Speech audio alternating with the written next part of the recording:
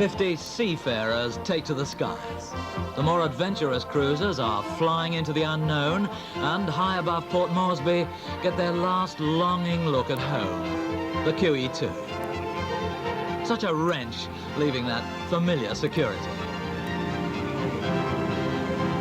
The eastern highlands of Papua New Guinea were unknown to Europeans until the 30s, when the first white men arrived searching for gold. Today we're searching for mudmen 5,000 feet up in the mountains at Goroka, where a local Sing Sing group's at the airport to meet us.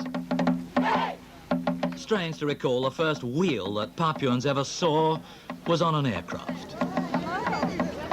I wonder if this is the first Hawaiian they've ever seen. Wow. Aloha.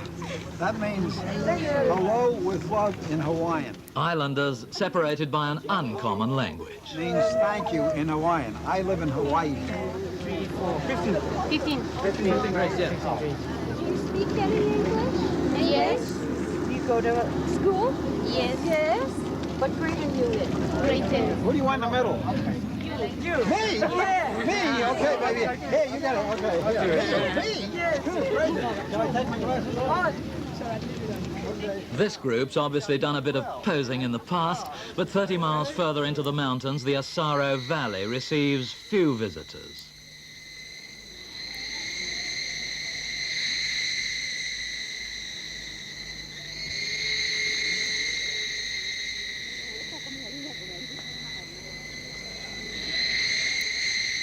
For 6 months, their village has been preparing for the arrival of the cruisers and now awaits impassively in a silence broken by shrill tree insects.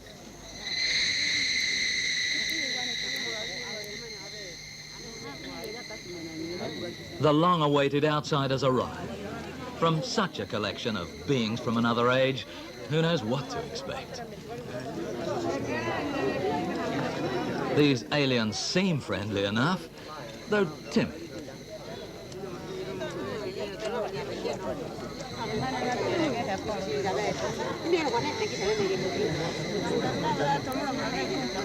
Slowly, cautiously, the outlandish group advances.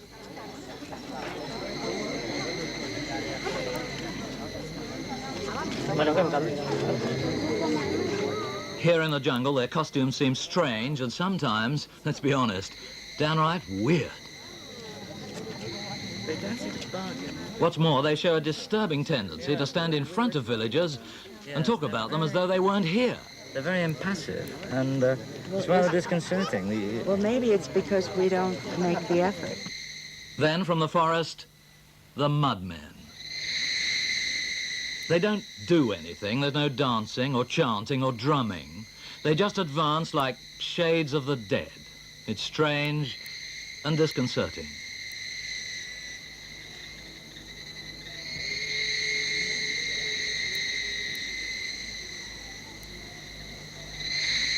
Once, it's said, the people of this village fled for their lives when attacked by neighboring tribesmen and hid in a river. When they emerged, they were covered in grey mud, and the enemy, believing them ghosts returning to avenge their dead, ran in terror. The village was never attacked again. Their grotesque helmet masks of mud and fibre are fearsome, even the one with the nose job.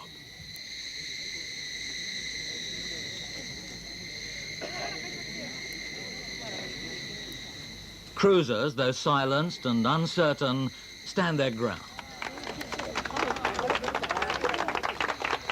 The mudmen accept the attentions of the outsiders with resignation.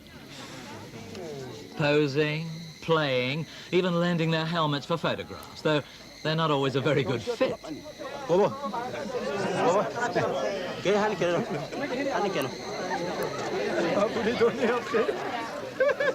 There you are.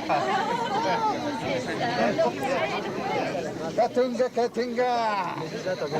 Yeah. Okay. I think it's out of the way. Oh, that's very heavy. Can you breathe inside there? Yes. Fabulous. Can you see? Horrible disease. Yes, can you see? Yes, of course. Can you see? I told you, the rape and the ravishing begins at 3 o'clock. I was waiting for him to start, and he didn't. You told me 2:30. Not long ago, cowrie shells were currency here. Today, after any small and tentative sale, villagers ask for 5 and seem unconcerned whether they get dollars or kina or even cigarettes for their clay figures and bone necklaces and insecure spears. What I like about this is because it comes apart and I can take it home. And it's also extremely poisonous, right? No, it's not. It's got a poison on the tip, I expect. Just be careful. Even the everyday way of making fire seems to fascinate the outsiders.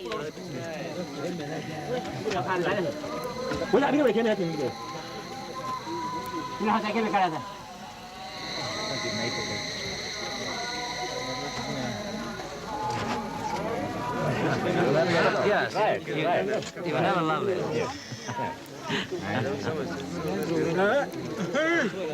How about it? Now, don't smile. In return, visitors record village voices and offer a playback to an engrossed audience.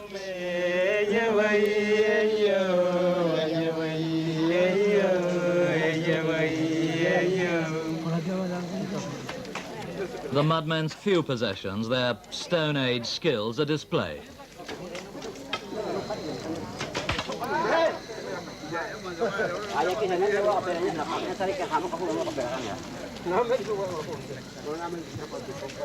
Their homes are open for inspection. Just watch your head when you're getting. Can't see, have a look.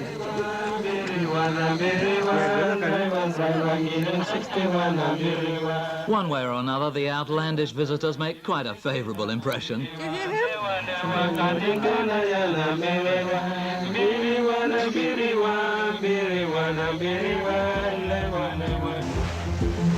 Having briefly shown cruisers some of the pleasures and poverties of the Third World, the QE2 leaves Port Moresby for the Torres Strait and the Arafura Sea. She's halfway round the Pacific on her 3-month winter cruise, and after their most adventurous run ashore so far, passengers within this vast space capsule return to the familiar, unworried rhythm of the days.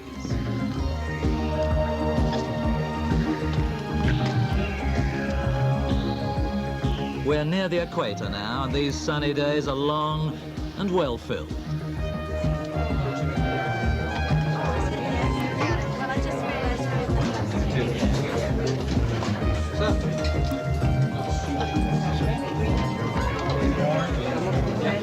The daunting price of our tickets up front covers almost every indulgence that follows, though, one way or another, we can still be a bit sheepish about it all.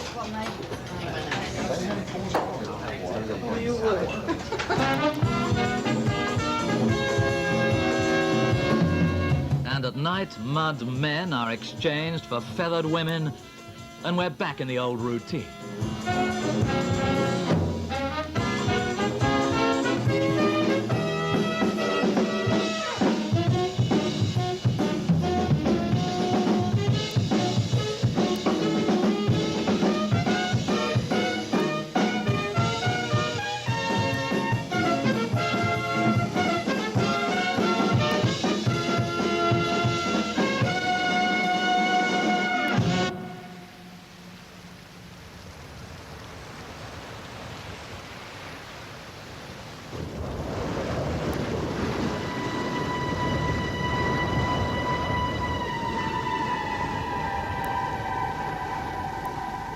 At dawn, the QE2 reaches the morning of the world, the Isle of Bali.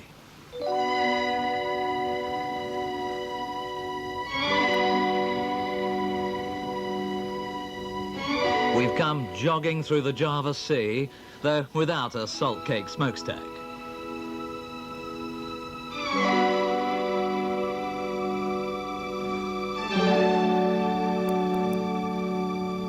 Beneath the great live volcano of Mount Agung, a holy mountain, the QE2 glides through a delicate Balinese fishing fleet.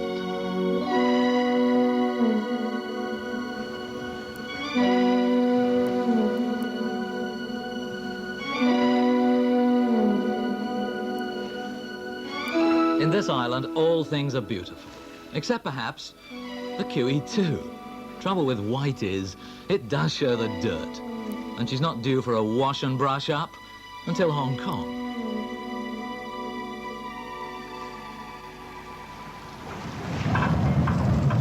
So her 12-ton anchors lowered at this most magical of Indonesia's 13,000 islands, where British seamen were once forbidden shore leave because it was certain that, like Marco Polo's sailors, they'd desert.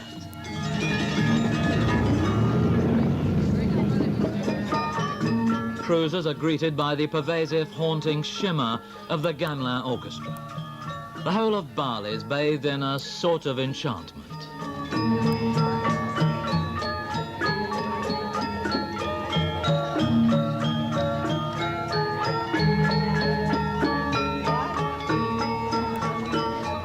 Yet by now, cruisers are so sated by sights, so familiar with exotic fantasy, so blasé about a lilting pageant, that they pass their stunning welcome with hardly a glance.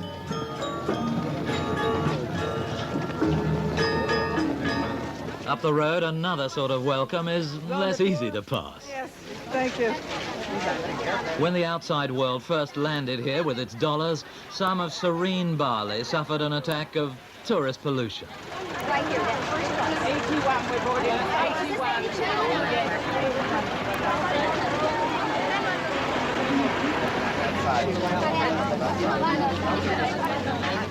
Cruisers come expecting the Balinese to be as remote and impassive as the mudmen, but somehow they're not.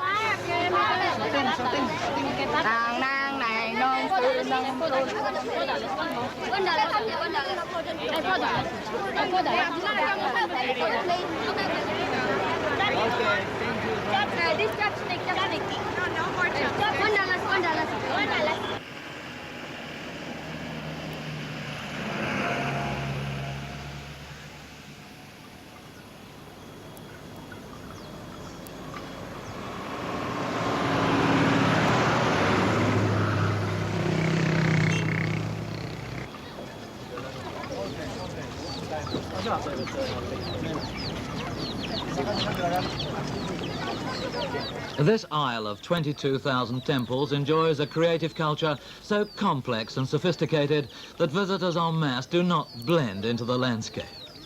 But despite us, this ornament of tropical Asia remains one huge botanical garden.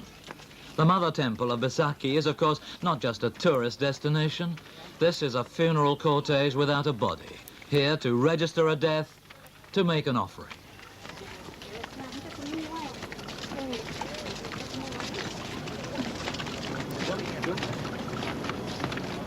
Every Balinese is an artist in some way, and on so precipitous a stage in equatorial steam heat, cruisers begin to wish they'd eaten less breakfast. You're making very heavy weather about it. It's only a few steps.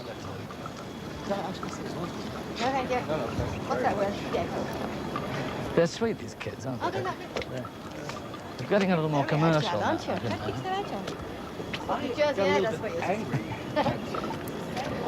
Do you take lots of exercise? Not at all, never, ever. No. What's your figure then? You're done? No, not at all. Just Just eat too much, take no exercise, and visit all the temples I can. Oh, is that good? All right. Some are content with the view from the bottom, others exercise their sea legs. Why aren't you running? I saw a fellow doing it. He didn't look too comfortable. Straight back into the sick bay.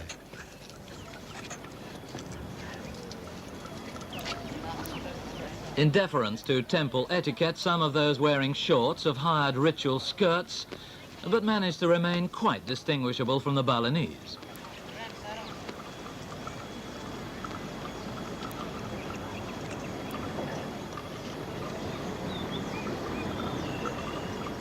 Also instantly identifiable, the crew. Having seen quite enough temples, they prefer to stay around the harbour. No, I don't want it. I like your hat.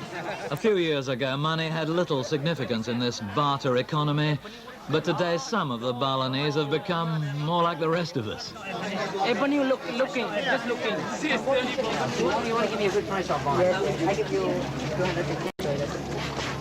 I'll sell it to you for less than that. Thank you. I really don't want it.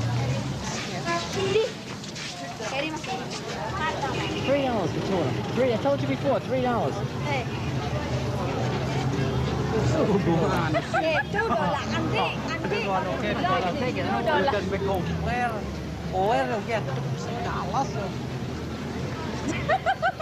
That's okay. I own mid last class. Best price, $3. I'm Mr. Cheap, and that's all I pay.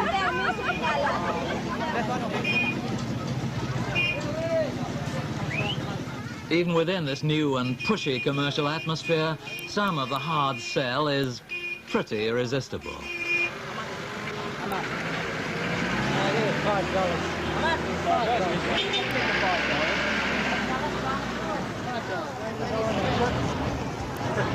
Back from their slog around the temples, cruisers face the final assault of massed ebony before reaching the haven of the QE2.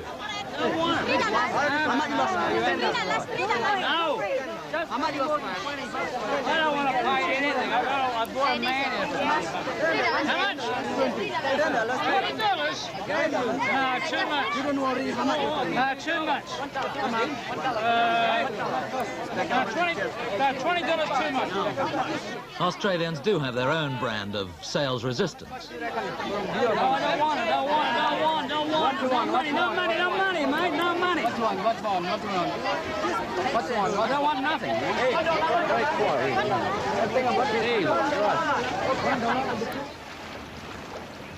In the twilight, the QE2 prepares to sail for Singapore.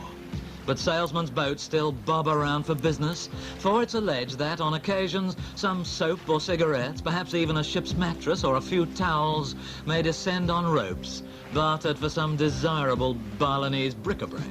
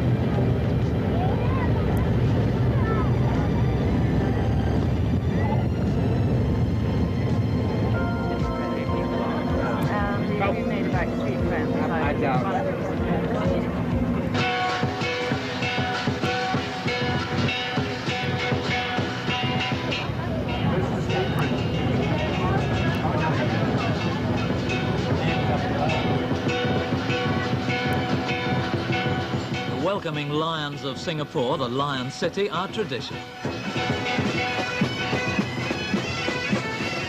Perhaps less so are its Chinese girl pipers.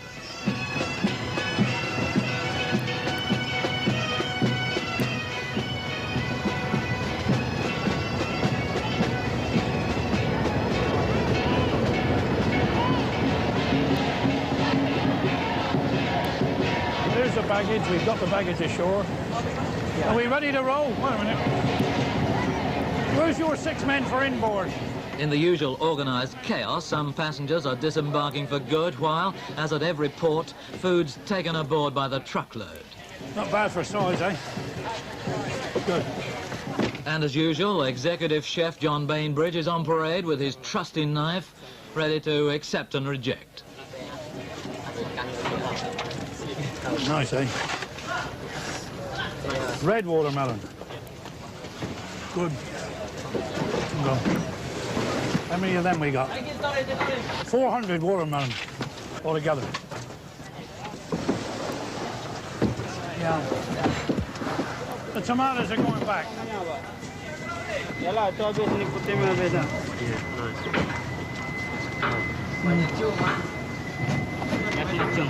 Okay.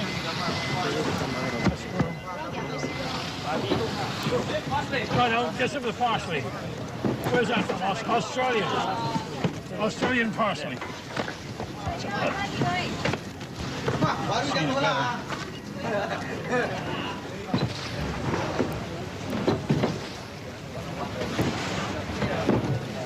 We got about 15 tons of stuff coming today, including a whole wagon of stuff which is being brought direct from the airport in the thermal containers, which has come from Sydney, most of it, flowing up here. A Why didn't you take it on board Well, in Sydney? that's the obvious. That is a very good question. But when we left Sydney, our fridges were burst into capacity. Oh, that's a good answer. I want to look at that case of apples. These are American apples, of course, which we had to have shipped in. American apples are notoriously tasteless. They are, and they're a lovely colour. Beautiful colour and full of cotton wool. That's true. I wouldn't disagree with you, sir. But as you say, they are exactly what you say, I'm sure. Thank you.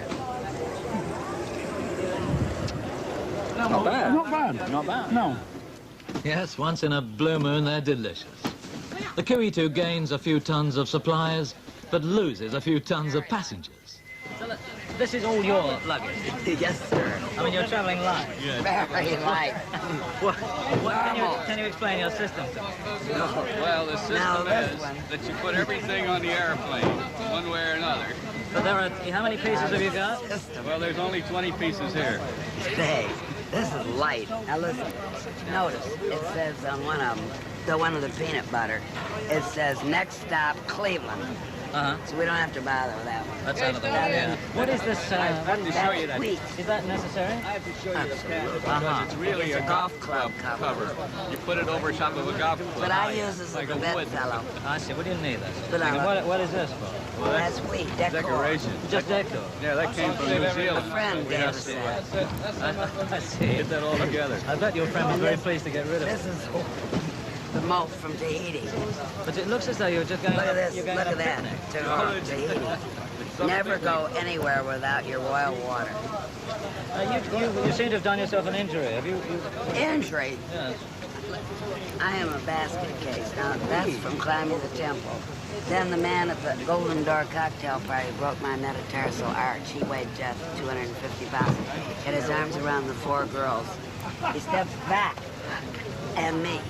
He broke every bone in my metatarsal. I spent the whole time in the dentist with 2 abscessed teeth, plus the broken arch, plus the blister. Sorry, what has an abscessed teeth got to do with a metatarsal? That was just... Was that But the I Golden spent Door? the whole that time was in between. in the chair here, the dentist chair. But she's had a great cruise. She came on in great health. As soon Yeah, as she and I got on haven't the been ship, to a things doctor in happened. 7 years. But it's because of your own adventure. So bad. You can't blame the ship for no, you somebody can't. stamping on your foot, can you? Yes, It's because a magnificent ship, really. they should have had the party in a larger room. That's a point. There were too many people there at the party. I see.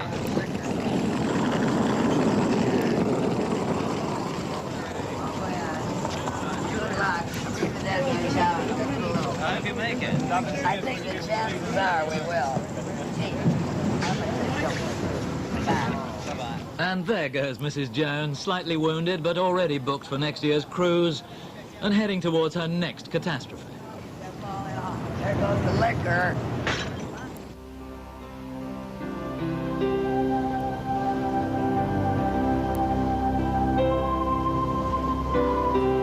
The QE2 sets sail for Thailand. While on board, we continue our comfortable adventure, pleasantly insulated from life's realities.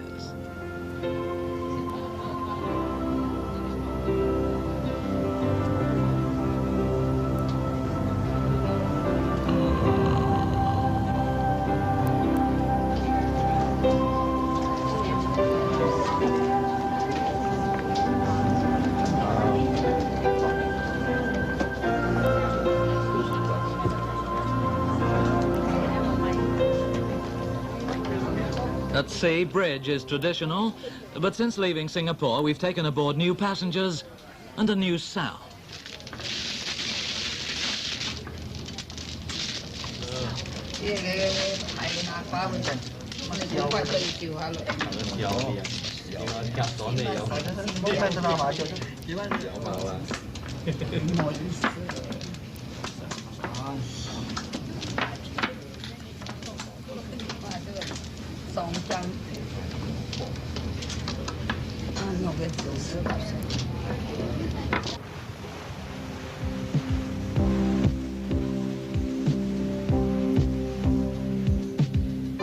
The next port, Pattaya, a fishing village until the world's fleets discovered its splendid anchorage and the Thais set out to display their sights and sensations, both pure and less pure.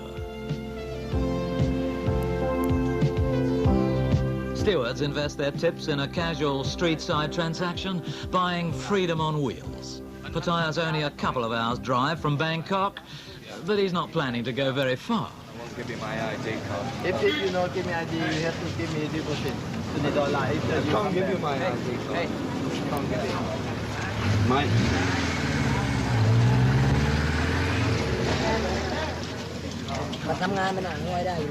What's your name? You have name? Joking. Tell it. Okay, money. I'm just in here. After money's changed hands, he leaves for his run ashore with adequate chrome and power under his belt. Cruisers, as you might expect, prefer more ponderous transport.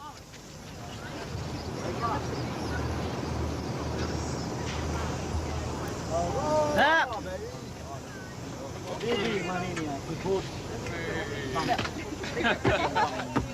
was it? Yeah? This is the one I'd like to have, yeah. This mother elephant with her 23-day-old calf will find it hard to forget she has actually been kissed by a former Hollywood film star, June Havoc. Turn around, you beautiful, funny little creature. Ah! Saw you coming. Oh, la, la, la, la. Oh, look how shy. Baby shy. Oh, la, la. Oh, la, la, la, la, la. Come on, la, la, la, la, la. After the elephant farm, the orchid farm.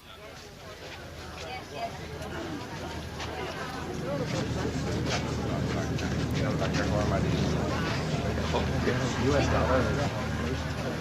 Get buried up in the backyard. Yeah. I'll be to say goodbye.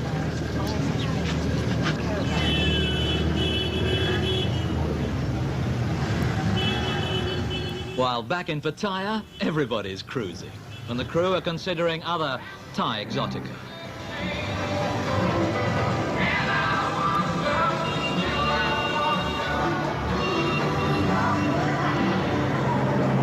The young ladies of the town, noticeably approachable, seem quite ready to be taken for a ride.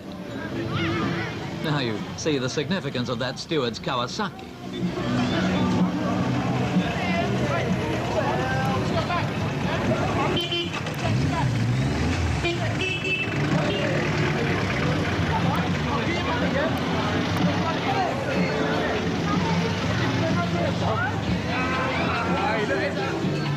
They're making friends rather easily.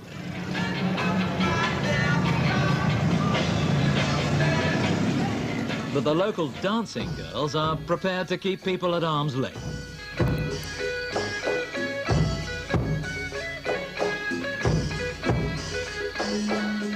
Cruisers enjoy a theatrical display offering instant Thailand.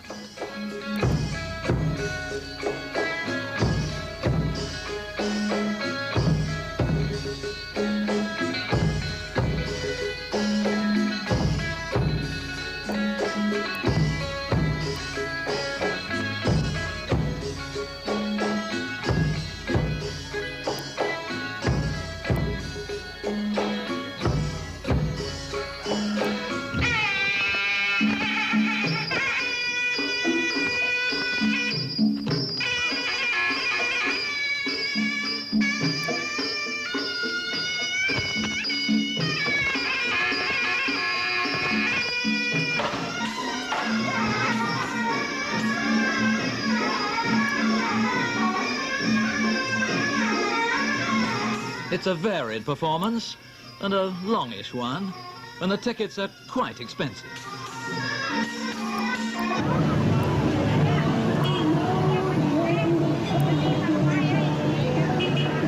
But downtown they have even more direct ways of extracting money from a visitor's pocket.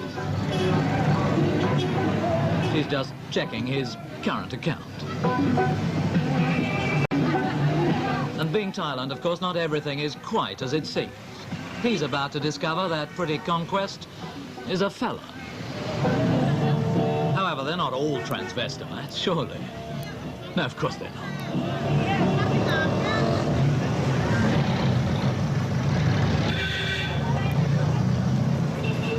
Not to be outdone, the ladies of the cruise are also ready to submit to new experience.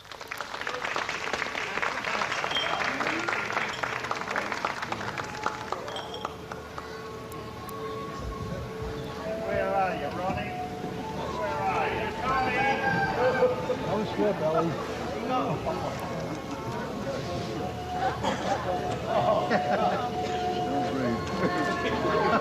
All right, man. What's the ball?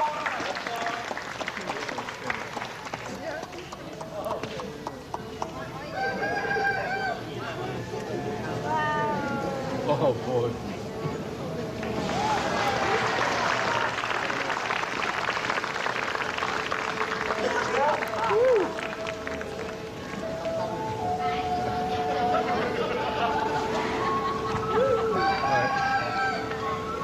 I love you, kid.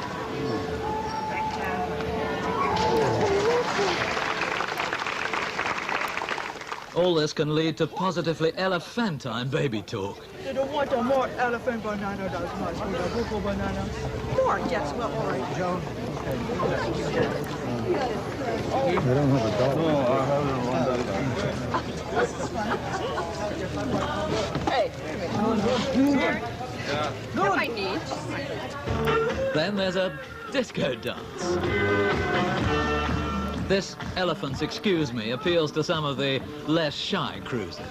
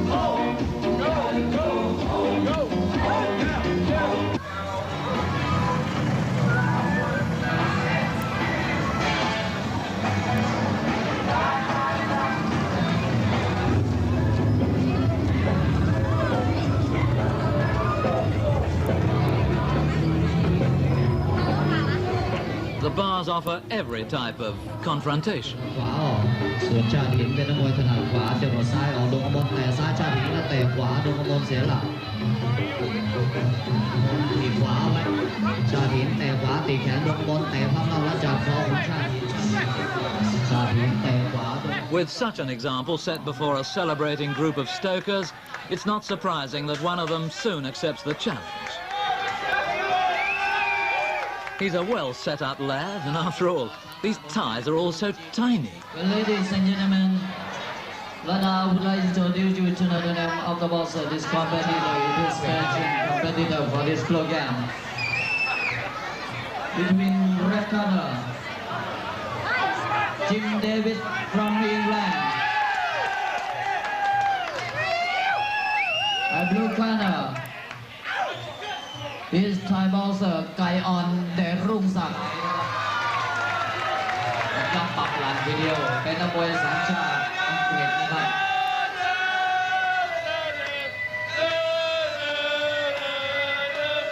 With considerable ringside support, Jim Davis has a distinct advantage in weight Round one start. and reach. Jim Davis แกงหมัดขวาเดินเข้าหาแล้วถอด Jim Davis ทอดขวาเข้าลำตัวไปออนแต่ซ้าย But his opponent's far more experienced at putting the bare foot in. ไก่ออนแต่ซ้ายลำตัว Jim Davis เข้าไปไก่ออนจะตีเข่ายังตีไม่ได้ Jim Davis จับกอดแล้วดันไปติดเชือกทางด้านมุมแดงกรรมการจับแยกออกมากรรมการบอกชกได้ Jim Davis ถีบไก่ออนชกซ้ายไก่ออนตีเข่าซ้าย Jim Davis จับจะทุ่มลงหน้าเวที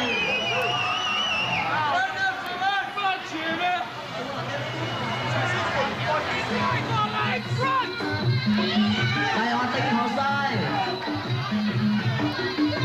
กรรมการจับแยกออกไปกลางเวทีเดวิดเดินเข้าหาอีกเดวิดชักใหม่เดินแล้วก็ปักหลักรออยู่กลางเวทีเดวิดเข้าไปไก่ออนแต่ซ้ายเดวิดล้มทั้งยืนเลยทีเดียวไก่ออนแต่ซ้ายกับปลายคางลงครับกรรมการนับ 2 3 4 5 6 7 8 9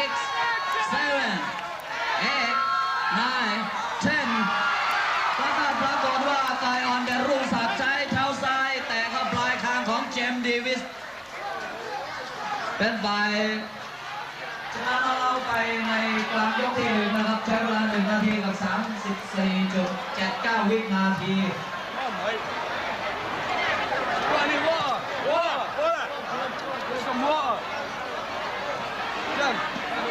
เดวิสจากประเทศอังกฤษยังไม่หายงงนะครับตอนนี้พี่เลี้ยงแล้วก็กองเชียร์กำลังประคบประหงมกันอยู่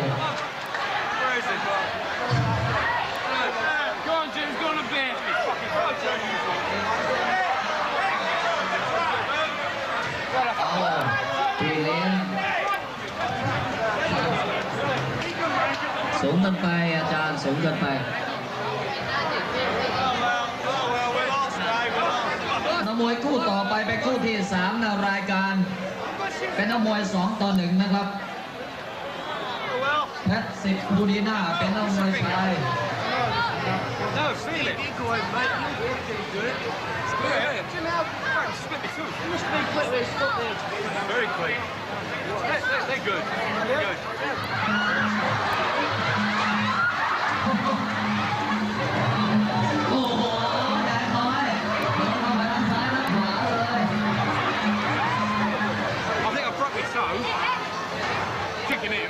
Undismayed by Jim's broken toe and tooth, even larger members of the crew tackle even tinier ties. ยอดพลแตะขวาทางแตะซ้ายชกขวายอดพลเดินเข้ามาแตะซ้ายลำตัว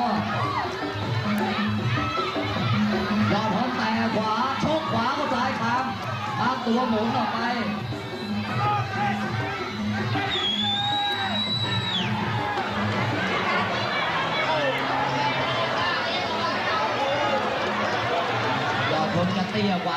A few low kicks and high blows from Mark Broom's tiny opponent, while the QE2 contingent advises on technique and tactics.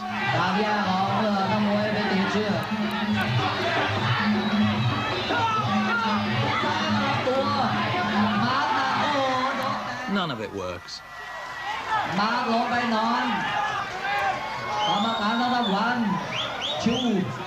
3, 4, 5, 6, 7, 8, 9, 10 ปรากฏว่ายอดพล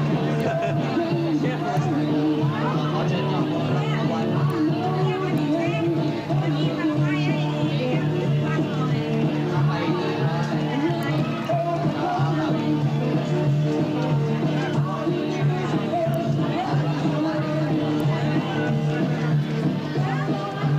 Pattaya is becoming the new Havana, the harbour where every sailor dreams of coming to rest and relax.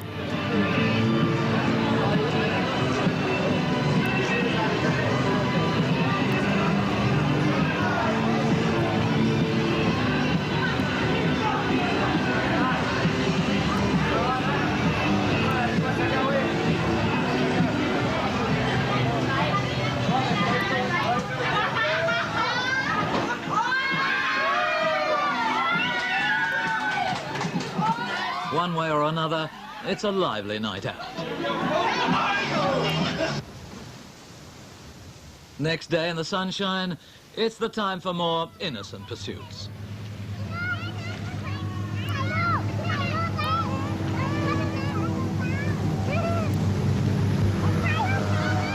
Yet even healthy outdoor activity can exact its price. Your party QE2. Frank, we've got one of the cooks is detained in the hospital, and we're going to have to pay his medical fees. Can you get the ship's agent back to the shore side, please? He's on board somewhere. Bob Venning, QE2's chief security officer. $110, that's... Yeah, that's medical fees. About £70, isn't it? 2,000. For doing what? 2,400. There's For doing what? What have they done? Shore party. stitches and just clean them up, really, and cut under his thing. What's the name of the cook? Dennis Henry. Hello, Frank. KP, I think it is. The name of the cook is Dennis Henry. He's a KP. We have a problem that we're going to cause your problem, OK? Yeah. We have a crew member, one of our cooks, in hospital. He's in, I think, the Apollo Hospital. Apollo? Yeah, Right. and they're going to charge at least $110 American for medical treatment. They're going to bring him down in an ambulance, okay? So that's the first problem. I want the money paid and him back on board the ship. Now? Well, when he comes down, no, I don't want you to run away, okay? You stay here until they bring him down to here. And I don't know what's going to happen now about his motorbike. He's crashed a motorbike. Motorbike? Yeah. So, none of the Jeep car. We had the Jeep car accident just no, that's cleared up. The accident, that's cleared up. The $500 cleared up.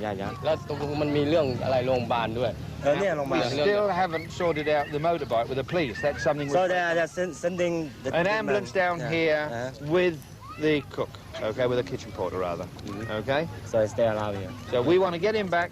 Is this the van? How you feeling? Come on, boys.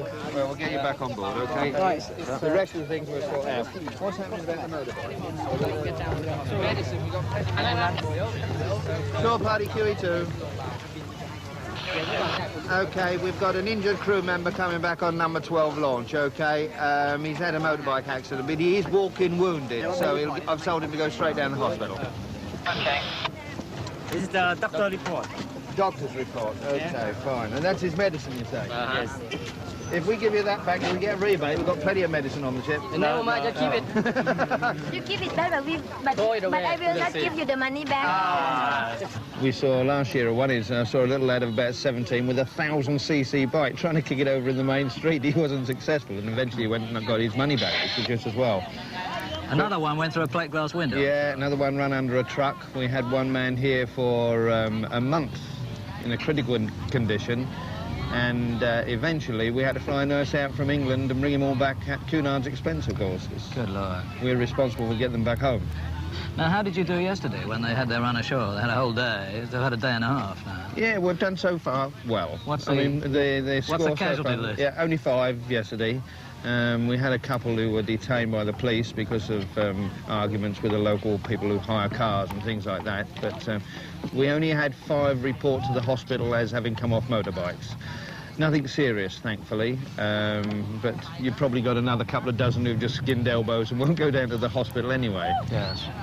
It's a terrible situation, really, the insurance point of view, because if a crew member kills himself, you know, this is it's a very unsatisfactory situation to be in, you know. Yeah. Now, what about other more serious matters, like drugs, for example? This is the centre of the drug business, isn't it? The Golden Triangle. It is, yes, and we'll probably find out about that a little later on if any of the crew members have managed to purchase some ashore, you know. How big a worry is this for you? It's not so much a worry for us as a worry for the people if we catch them, you know. Then, of course, the unions, the Merchant Navy unions will have nothing to do with the drug addict. If he's caught smoking hash or on drugs whatsoever, he's lost his union card, he's then no longer fit to go to sea on any ship whatsoever. So as far as his little smoke of a couple of ounces of hash, it's going to cost him his livelihood. It's that serious. So that makes them think a bit. It makes them think a lot, you know. Yes. It still goes on. In any young community around the world, you get this, and in a place like this where it's, I wouldn't say easily obtainable, because I believe the locals here are very, very strict on it. I mean, in Thailand, if you're caught running drugs, it's 30 years. I mean, they lock you up and throw away the key sort of thing. In a Thai jail, which is... In a Thai jail, which is something else. About 100 years in another jail. Yeah. I mean, you're not like the Corps of Military Police. You can't put the seamen on a charge, can you? Oh, yes, yeah, we can discipline the seamen. Can you put them in the brig? If necessary, yes. We have a brig, and we can detain a seaman. Normally, we put it down for his own benefit. Either his mates want to get at him, or he wants to get at his mates. Most of it is when they've had a few drinks, and they're very, very brave, and the gold braid means nothing then, you know, and they're in front of their mates. The next day, when they're up in front of the staff captain, they're very mild and meek, and they accept. Yes. What's done to him, you know. But, I mean, in the army or in the Navy, he's standing to attention, and he's jumping to it, and he's doing what he's told. This is a much more relaxed, quasi-civilian sort of job, It's very difficult to overcome. He's got his shop steward behind him, I suppose. Very difficult situation to overcome, Alan. When I left the army, being a sergeant major in the army, I came onto the ship, and I expected the people, officer, jump and all that, and they just as well go to you as anything else, you know. They, you must respect them for being civilians. as much as they must respect you for doing your job. This is the only way you do it. And normally, as I say, I know most of the crew. Well, I don't know all of them. They nearly all know me, and they respect you for the job you do. I mean, we're their friend in situations ashore like this, as well as their sort of their disciplinarian. Now, what other security problems have you got? Security problems, well, we get passengers who complain about other passengers making noise. They're not security as such, but we as a security department deal with this. The only thing we make a rule on, we will not come into a family squabble. Now, we've had situations on board where a husband and wife come down from the casino, she's lost all the money or he's lost, and they've had a real fight and he's kicked her out of the cabin. She calls security, we go up there, we learnt our lesson, you deal with it. Yes. But what happens is that they make up and you're still the enemy. What about the drink problem? There's a lot of, a lot of drink drink. around. Well, this is a problem as far as the individual is concerned. Of course, the company, the more you drink, the more profit they make, you know. There's a thought. So you're not trying to discourage it? We're not trying to discourage it, but there comes to a situation when we've had people who haven't known their cabins. You know, I remember once a Mr. Wright, I had to put him to bed, but unfortunately I got the wrong cabin for the wrong Mr. Wright, and it was... Mr. Wrong? Mr. Wrong, he turned out to be. But he couldn't even talk or even converse anyway, you know, and he would just sit on the theatre bar and fell off the stool. When we get involved. I mean, you're not really a judge of morality, are you? I can remember one of the, I think it was an American lady passenger, who was having a very passionate love affair with one of the stewards. Yes. How do you handle that? Well, as far as we're concerned, she's allowed to, and he's not. You know, this is the sort of situation. I mean, she can do no wrong being a passenger. Yes. He can do an awful lot of wrong being a crew member. How about 3 men? 3 men, I'm sending them back on board. Because they haven't got their money. They've offered to pay this man all the money they have, okay? If you want to put them in jail, you put them in jail. They've offered, they don't believe it is fair. They did not damage the bike to $65 worth. Do you understand me? They did not cause this damage. So it becomes a case of one man's word against the other. See, every story's got 2 sides, but they were apparently banging the scooters together. Yes, definitely. They are both sides of the story. Yeah. It's not one scooter. Please, it's my scooter. It's damaged. We had to pay. We had to repair it. We agree. Yeah, we understand. We had only 300 baht for him, but I have to pay more than 1,000 baht. I can understand this. I can understand the situation, but I cannot honestly understand the situation whereby you let these people have these things without insurance. In Thailand, it's no insurance. But it's for your own protection, isn't it? No respect for death. What happens if our crew member kills himself? If you'd had insurance, you wouldn't be worried about yourself. I had to tell him. That we will tell them next time. Yeah, well, we always not tell next them. time. It's this time. It's this we time. That's always enough. tell them on the crew note. I think enough for this time. It's not next time. Yeah, you're worried about we have got at the present moment now. It's true, but next time we will tell them they're not insured. They're responsible. I know you English, but the English people, I don't think English people do like this. It's not fair. Right? We are being fair. I have dealt with 5 cases today, and I've been fair with every one of them. Yeah. I've been fair with every one of them. But now you do not fair. Sure. I haven't got time. That's why. Yeah. We haven't got time. Yes, all along the shore, it's time for the sailor's farewell. As passengers hurry back with their Bangkok shopping, the crew linger over their goodbyes.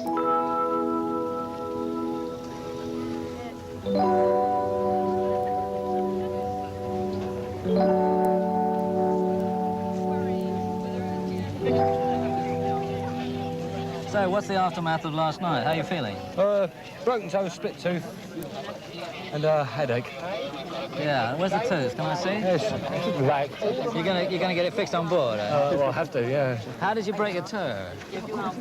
Well, I annoyed the fella. I was about to throw him off the ring. And the referee said no. And so I dropped him on the floor and I kicked him with my foot. That did it? Well, that annoyed him. Then he kicked me in the face. I see. Well, anybody would, I suppose. Yeah, but he was about half your size, of course. Yeah, he's a fit man. Well, you don't look bad, Nick. I abused myself. Talking about abusing yourself, I'm told this is a pretty good run ashore, Pattaya. It's the best place I've ever seen. Best place. The best? Yeah. Why? Well, before I got down that street, I've never seen a street like it in my life. And I've been around the world a few times. It's the first time I've been here. Now, what are we talking about? Well, entertainment. Oh, just in general. Oh, yeah, look. You've got women, you've got drink, but, you know, Yeah, but haven't you got that everywhere? No. Yeah, but it's free though, isn't it? It's free there. It's free, yeah. Very I think they're here, aren't they? Lovely people. Yeah. The other thing is, you come on here and you do your money in one day. If you were here for 4 days, what would happen? We'd go skinned after the first day. Broke. Yeah, yeah. So it's Pattaya for the crew and Hong Kong for the passengers, really.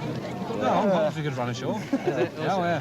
We'll just have to borrow money when we get to Hong Kong. It isn't often we get an overnight in port, and when they do get an overnight in port, obviously you're going to run a lot. So you get 2 or 3 overnights. So say you're on for 3 months, right? Yeah. Then you maybe got 2 or 3 overnights when you go out for night in that 3 months. When you do get ashore, you go crazy, don't you?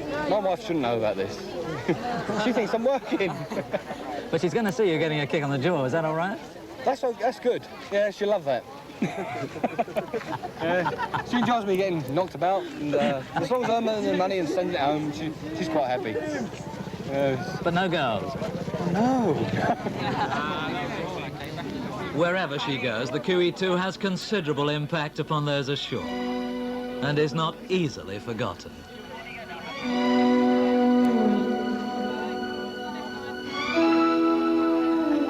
She's not just a ship, she's an event.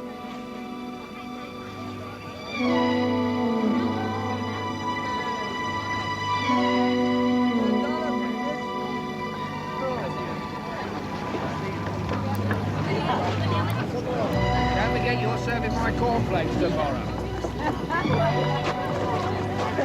Sterilise everyone.